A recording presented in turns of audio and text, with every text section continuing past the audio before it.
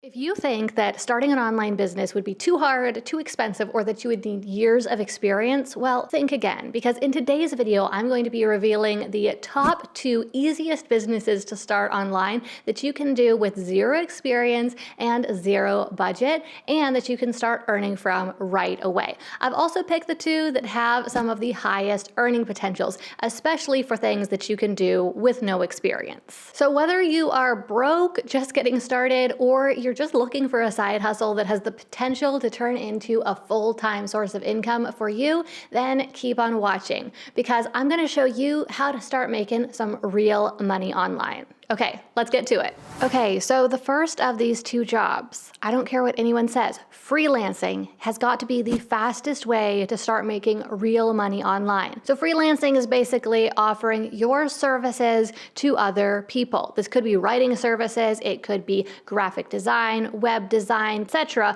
Although all the ones I just mentioned are actually not the ones I would recommend. So more on that in just a moment. But basically, it's when you are working for somebody else or some other business, but you're not an employee. You are a contractor, so you can take on a whole bunch of clients, and there is no cap on your earning potential. Also, we're talking about stuff that you can do online from the comfort of your own home. Now, one of the very best things about so many of the freelancing opportunities that are out there is that there are so many of them that require very little experience and no advanced skills. And it's a great way to kind of learn on the job. You can start with entry-level work and charge entry-level rates, and then work on advancing your skills over time and increase your rates along with your skills. Okay, but what freelancing opportunities would I actually recommend? Well, here are some of the easiest ones that also actually pay good money. First of all, customer service. Now, yes, they are trying to automate the wazoo out of this with AI, etc. But the fact of the matter is that there are still so many opportunities for customer service jobs out there.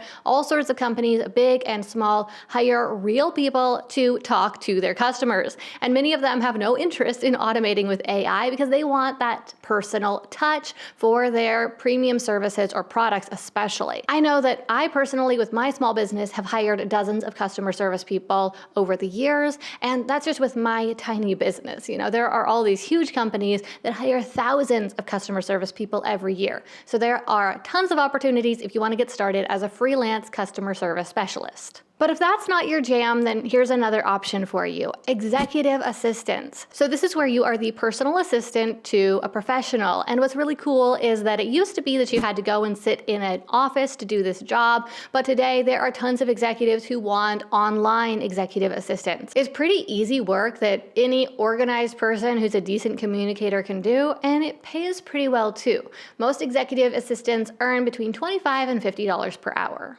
Another great freelancing opportunity is social media management.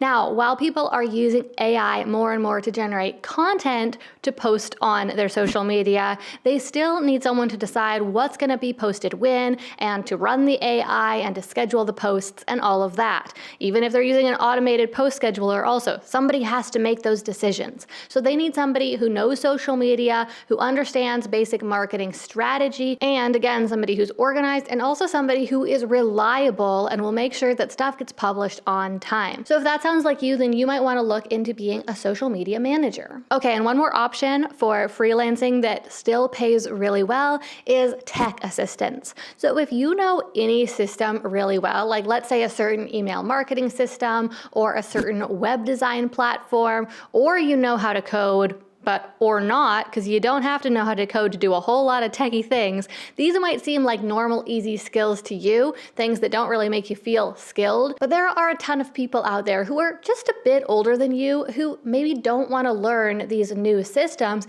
and would be happy to pay for your expertise as a freelancer. Now, if freelancing sounds interesting to you, then here's some simple things you can do to get started. First of all, you gotta cast your net. Now, maybe you have a network with some existing potential customers in it, but if not, I would recommend that you do get started on the networking. It's something easy you can do online. Just don't try to promote your services too soon. Just focus on making connections with people who might be interested in hiring a freelancer like you down the road. Something else you can do if you wanna kind of fast track the process is to make a profile on a freelancing site like Upwork.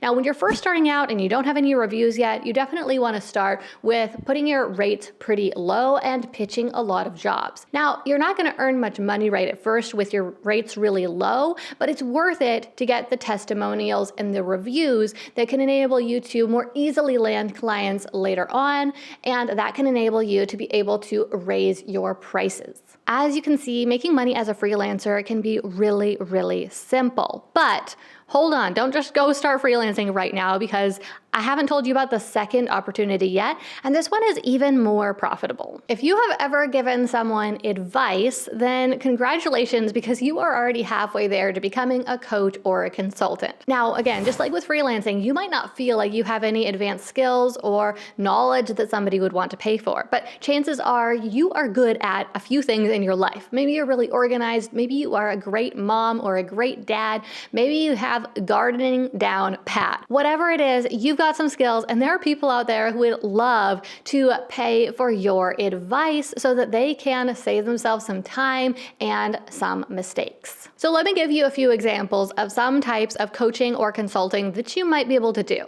So one I already mentioned is parenting, right? So maybe you have figured out how to get your kids to sleep through the night really well, and you could be a baby sleep coach. Or maybe you just have some great systems that you've developed in your house for getting your kids to do their chores, or a unique way of rewarding them for doing so. So maybe you could be a family systems coach. For another idea, health and wellness coaching or nutrition coaching are great opportunities that people keep needing a lot of help with.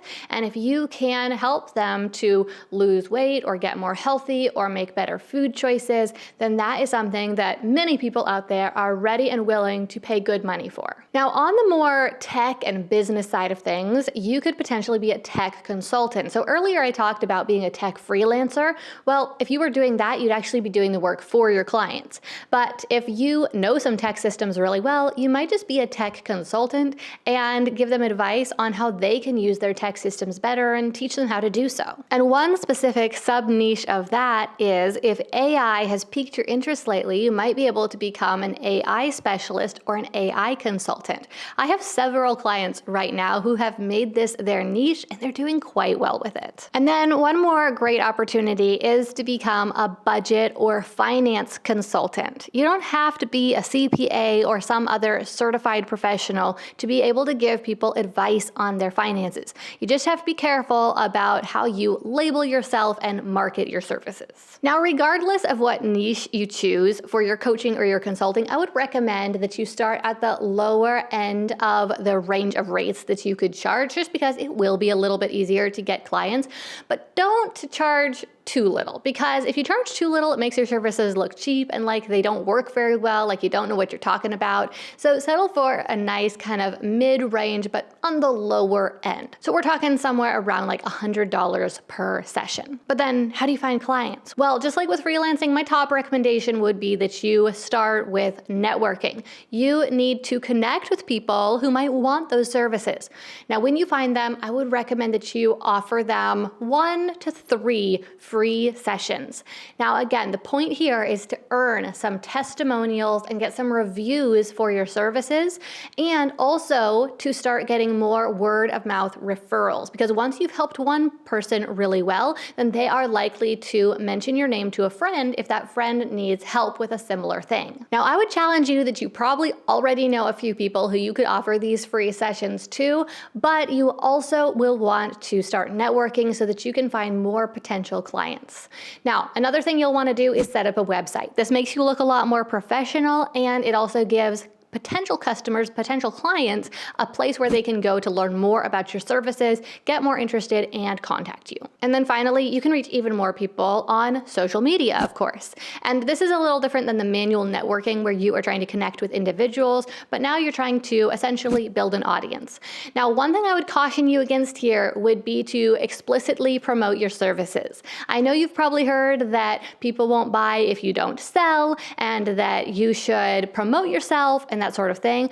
But that sort of thing just doesn't work very well on social media in my experience. What does work really well is building the audience and establishing those relationships, and then leading people to other places where they can learn more about your paid services. So for example, sending them to an article on your website or getting them on your email list. So I would focus more on getting people interested in your work by just talking about your work and about what is interesting about it on social media, but not trying to explicitly sell anything there. Now, if you're wondering how much you might be able to earn as a coach or a consultant, as I mentioned, I would recommend that you start out charging about $100 a session. And of course, at first, you'll only be able to land a few sessions a month. But over time, this can pick up and you can raise your rates as you get more testimonials and reviews and become a more in-demand coach or consultant. And eventually, you'll get to the point where you can be charging somewhere in the range of around $1,000 per client. And there is no reason at all why you couldn't take on 10 or more clients a month and get yourself into a good six-figure salary. So there you have it, the easiest online businesses to start with no experience in 2025. So now it's time for you to choose freelancer or consultant, and what will your niche be? What are you going to help people with?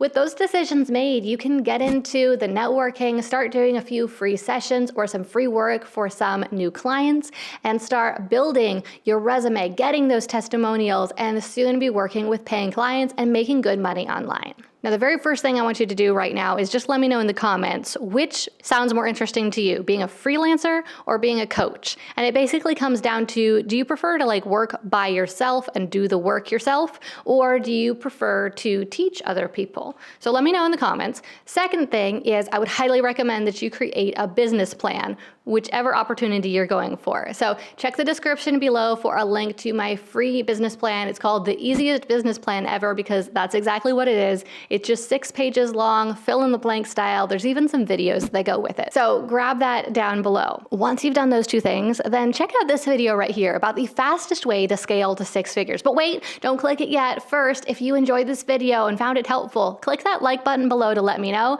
And also subscribe for new videos every month, all about how to build a successful, profitable online business. Okay, here's to your success.